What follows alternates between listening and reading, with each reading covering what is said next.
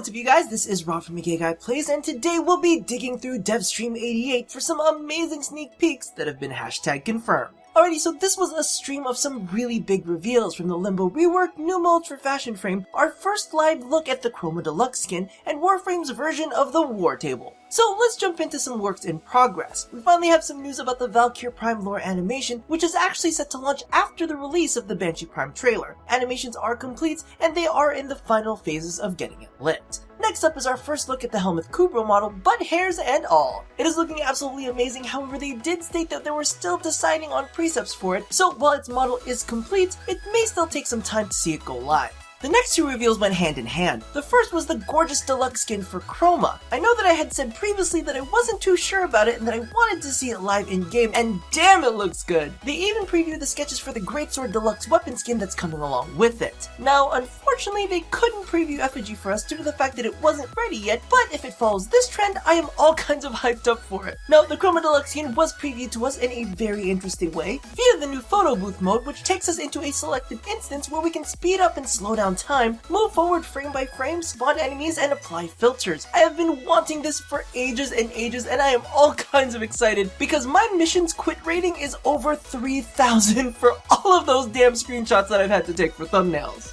Alrighty, now on to the juicy news. The Limbo Rework is looking absolutely fantastic. His role has now turned into a dash that lets him slip in and out of the rift. This one looks totally seamless and will make for some very interesting evasive maneuvers. Banish has now become an AoE and will allow you to pull in multiple targets into the rift, knocking them down as they enter. His new number 2 is by far one of the most interesting things we've seen thus far, as it puts the rift into stasis, freezing all enemies within it, along with any projectiles currently in flight, both theirs and yours. This allows you to make some tactical dodges as well as leave some bullets mid-air just laying in wait till stasis is turned off to be unleashed upon your enemy. Now, from chatting with Rebecca after the stream, hit scan weapons will not be left hanging mid-air, but instead will have their damage recorded and applied once stasis is deactivated, with the same going for melee strikes. They did note that the rift itself will only be able to record a certain amount of projectiles and hold a certain amount of enemies in stasis while it's active. Going beyond that amount will cause the rift to destabilize, causing it to deactivate and preventing you from entering the rift for a short time. Next up is Rift Surge, which is now a radial AoE within the rift. Targets affected cause damage to arc the nearby enemies and can potentially target enemies on the material plane. Forcibly ejecting enemies that are surged outside of the rift will cause many cataclysms to form where they stand, creating additional rift pockets. And lastly, Cataclysm has received a few small tweaks, stunning enemies upon activation and dealing damage based on the amount of enemies inside of it upon deactivation. This I think is absolutely awesome, as it'll give Limbo players some time to react once they open up a Cataclysm. So just keep in mind that QA is currently testing this out, so there is no time frame set for its completion, as we know this is definitely going to be quite a complex kit to balance. Now, the last thing we got to take a look at was the new Dojo Worm, which looks super epic and features floor-to-ceiling screens that visualize the new Kingpin targets. Alongside all of this, we also received news that there would be some very interesting changes to the clans, which include a new affinity system that bases itself off of your clan's research level as well as what kind of rooms have been built. And not to worry, we have been ensured that clans are going to be retroactively credited for this affinity. So basically, clans are going to be able to rank up, and that is going to affect the types of Kingpins they can take on in their war room. Now, it doesn't seem like any of the mechanics have hit the dev build quite yet, and I'm sure it's all still very much in the making, so don't expect this one anytime soon. Alrighty, that about does it. There were other small things that they had mentioned, but there weren't really any assets to cover, and pretty much all of the remaining answers were, it's being worked on. So I figured that this is a good place to leave it. Let me know what you think about the Chroma Deluxe skin, and leave me your thoughts on how you think the new Limbo Rework is looking. With that said, I am super hyped for the photo booth options because it's about time I got my thumbnails on fleek. And all that is hashtag confirmed.